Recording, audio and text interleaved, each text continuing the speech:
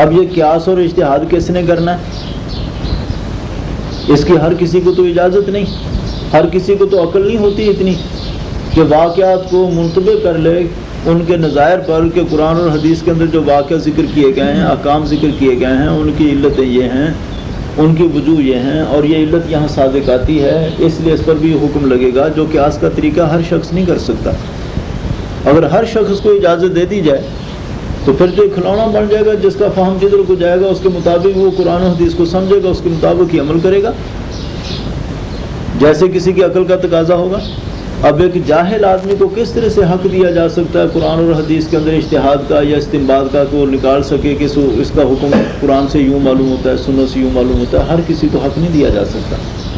کیونکہ بعض لوگ جو ہوتے ہیں بقول حضرت تھانوی رحمۃ اللہ علیہ کے بوجھ بجکڑ، وہ جس وقت وہ قیاس اور اجتہاد کریں گے تو ان کا قیاس و اجتہاد بھی ایسے ہی ہوگا جیسے وہ ایک مثال دیا کرتے ہیں، کہتے ہیں کہ ایک شخص کسی اونچے درخت پہ چڑھ گیا، اب چڑھنا تو اسے آتا تھا، چڑھ گیا، اور جب وہ اوپر بلندی کے چلا گیا تو پھر اب اس کو اترنا آتا نہیں، اتر وہ سکتا نہیں، اوپر بیٹھا چیختا ہے، اور وہ وہاں کے لوگ جو تھے اکٹھے ہو گئے کہ اس کو درخت پر سے اتاریں۔ اب کسی کی صورت تدبیر سمجھ میں نہیں آتی کہ کس طرح سے اتاریں، تو اس علاقے کے اندر ایک شخص تھا بوجھ بجکڑ، بقول حضرت تھانوی رحمۃ اللہ علیہ کے، تو اس کو لایا گیا کہ وہ سمجھدار آدمی ہے بوجھ بجکڑ، اس سے پوچھیں کہ اس کو کس طرح سے اتارا جائے۔ اس کو بلایا گیا، بلانے کے بعد وہ دیکھتا ہے اوپر، غور کرتا ہے، غور کرنے کے بعد کہتا ہے کہ جی تدبیر سمجھ میں آ گئی، ایک رسہ لاؤ۔ وہ رسہ لے آئے، کہنے کہ اب اس کو کسی طریقے سے رسہ اس تک پہنچا دو۔ وہ رسہ وہاں تک پہنچا دیا گیا، تو یہ بوجھ بجکڑ صاحب فتویٰ دیتے ہیں کہ اس کو رسے کو کمر سے باندھ لو۔ اس شخص نے کمر سے باندھ لیا،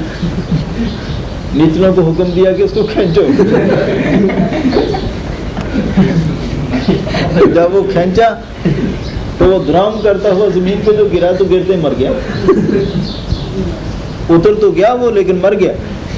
تو لوگوں نے پوچھا کہ بوجھ بجکڑ صاحب یہ تو مر گیا۔ وہ کہتے ہیں کہ اس کی قسمت، ورنہ ہم نے تو اس طرح سے کئی دفعہ آدمی کنویں سے نکالے،